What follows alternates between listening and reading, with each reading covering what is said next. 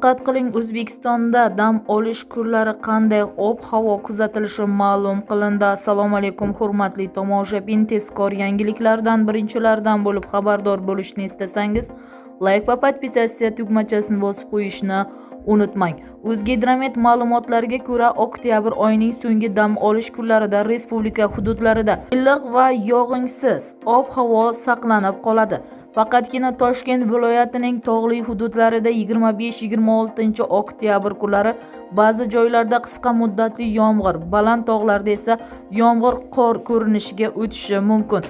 Havo harorati 25 oktyabr kuni 23-28 gradusgacha, 26 oktyabr kuni 21-26 gradusgacha, mamlakatning shimolida 19-24, shamol sharqda 7-12 soniya tezlikda esadi. Toshkent ob-havo qisman bulutli, yog'ingarchilik kutilmaydi. Kunduzi 24-27, kechasi 13-15 bo'ladi deyiladi xabarlarda.